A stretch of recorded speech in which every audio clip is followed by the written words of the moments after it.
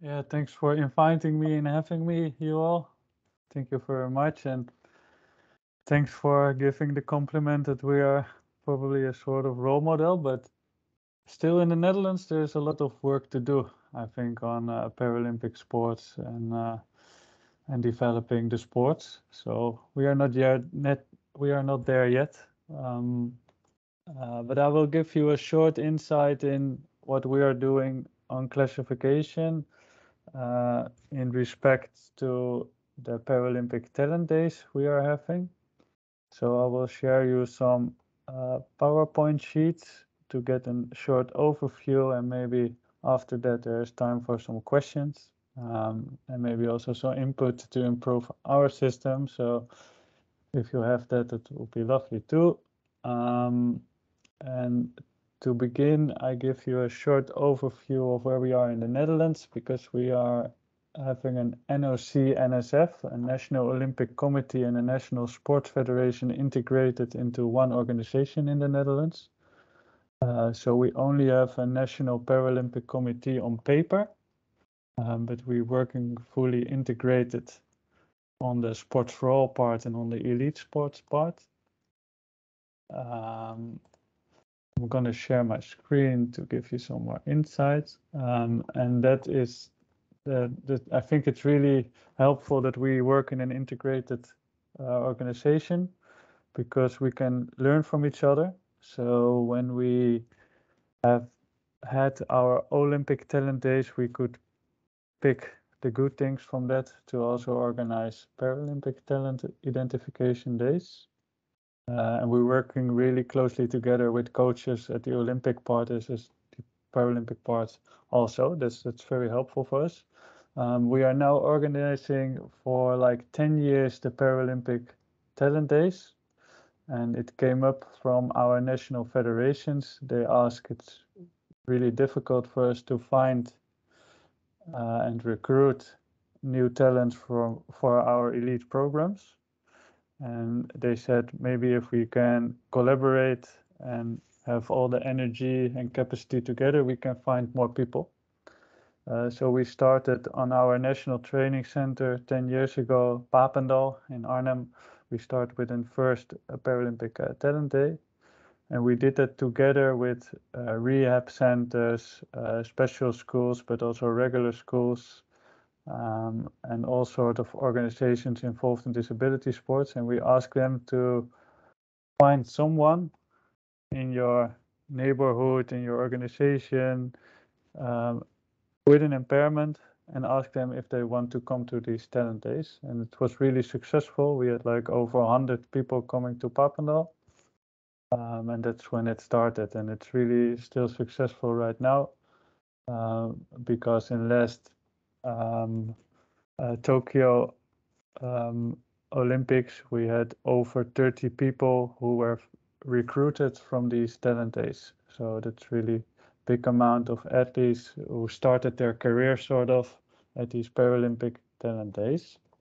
And what we learned, and we did not start with that yet, but we learned during these 10 years that classification is also a very important part of finding the right athletes. So in the 10 year ago, everyone with a disability was coming to these days. So that was very fun, because if you're not good enough to come to an elite program, we giving another opportunity to join a local sports club. So that was really okay. But we were also seeing that we're not picking always the right people in these talent days. So we wanted to focus more, and we took the 10 eligible impairments as a more concrete way of finding people. So that will be my next slide. We learned some lessons. And the first one is that classification needs to be embedded in the umbrella organization. So the first time we organized the talent day, classification was not part of our organization. So we had no contact with classifiers directly, no contact with the classification coordinator. So the first thing we did is we want to have classification closer to NOC and SF, and the national sports federations. So classification is now part of NOC-NSF. We have a classification coordinator over there, and she is coordinating all the tasks that are there within the national federation. So we have like an online registration system where all the athletes are in there. We have like information days for national federations to share knowledge about classification. So she's really coordinating classification. She's handling all the questions, she's registering and giving advice. What we also saw when we integrated classification into our organization is that we need to work on a handbook. So we did start working on a national classification handbook based on IPC's handbook, and we made a sort of translation to the Dutch specific situation. And we made also agreements with the national federations how to handle. So that was also a more jurisdiction kind of thing, because what we saw, it was a sort of jungle out there before. So everyone was doing classification on their own ways. There were paperwork laying on some desks at national federations with medical details of athletes who want to go into classification. So it was a little bit of sort of mess and not structured yet. So we made some really strict agreements with the national federations. If we want to put classification to a higher level in the Netherlands, then we need to clear things up and do things better. And probably most important, the last bullet you see is that we need competent classifiers in the Netherlands. So we were starting a sort of campaign that we were finding more classifiers in the Netherlands to go for an international course by the IPC or IF. So we don't have a national classification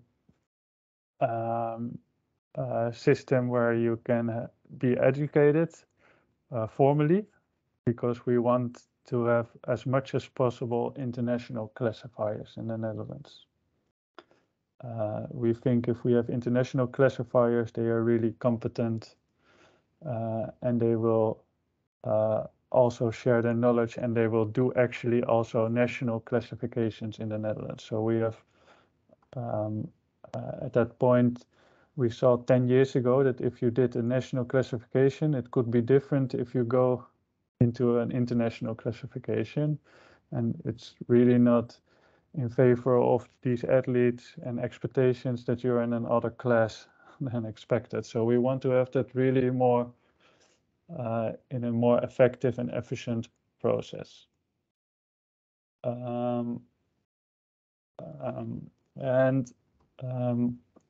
What we did doing, and I think we started around 5 years ago, is that we were also in our messages to recruit people for these talent days, we were using these 10 eligible impairments more and more. So we were really focusing on what kind of athletes do we search for. So you can imagine we were really targeting for people with a visual impairment, or we were saying we are looking for amputee athletes. So we were really focusing in also messaging and communication ways that we search for certain persons in certain sports also. And we do it a year around. So that was also a lesson we learned. It's important, and it's more from a marketing communication perspective. I'm not a marketeer or something, but we have learned that it's really good to have these messages on different mediums, direct mails, social media, but also go outside, go to schools, go to rehab centers to create year-round awareness. So we were really investing in what we called a talent scout team, that are former Paralympic athletes who were who travel through whole of the Netherlands. So they created also, besides the social media thing, they were also going to sports days, local sports clubs, rehab centers. They were really also physically there. So we started with a team of old Paralympic athletes. And I think that will be in the next slide too. Some of the things I already told, but we came for some recommendations how you can get classification in talent identification. The first one is advertise during year-round campaign with the teen eligible impairments. So that's a really helpful thing in marketing communication. The second one is that we also ask these athletes before they come to the talent day to fill in an application form. And we ask them there to point one of the 10 eligible impairments. So that's already a check for us if they understood the 10 eligible impairments.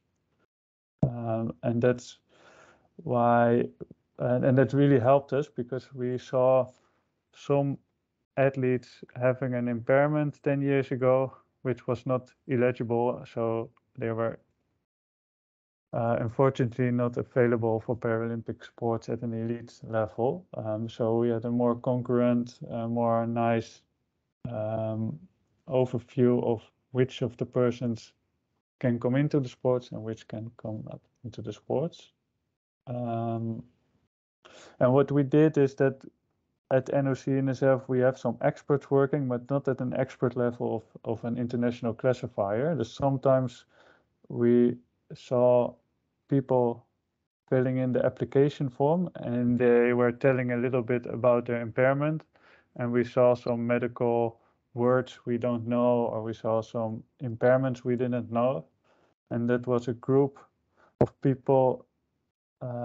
We talked to the international classifier from the Netherlands. Okay, we have this person coming in. Can we have a little bit check already if this is one of the 10 eligible impairments? So we really did a good screening on beforehand. During these days, during the talent days, athletes are having fun and they are having checking out the sports, checking out different sports. And the coaches are really our eyes to see if they got talent for these sports. But there's always coming up at these talent days some points of questions from the coaches. So they are really having a good partner in 2 international classifiers to just have an informal check. Okay, this athlete was in my sports round, in sports round 1, and I saw him acting like this, and I saw him doing like this, and I saw his medical documentation. Can you give me some advice if this person, if this athlete is eligible for my sport? So it was only an advice and a sort of expert opinion from international classifiers who were just checking with the coaches if they're probably matching in their sport. And that's really helpful. So the national coaches, they really liked it that there were classifiers over there where they could check in. What we also do during the day is when we start and we kick off the day, we tell all the participants that besides that you need to have a lot of fun in your sport and that you need talent in your sport to get to the Paralympics, we also tell them that it's really important that we need to check on the eligible impairment you have.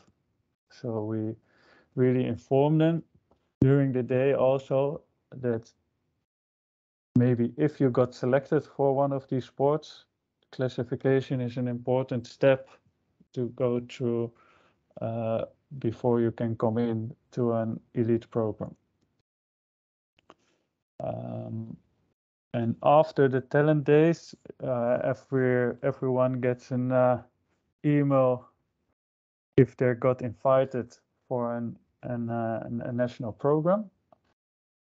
And in this email, we also give the contact of the National Federation, which also has a classification coordinator, to already register for a national classification, because we really want to have information that these athletes are eligible to do these sports on a Paralympic level. So after the talent day, we really want to have them as soon as possible in a national classification. So to sum up, we have learned 10 years ago that we got really different athletes with different impairments, but not always suitable for the eligible impairments. So we started thinking about how can we integrate classification into these Paralympic talent days. And as I showed you, these were our lessons, and this is the way how we are doing.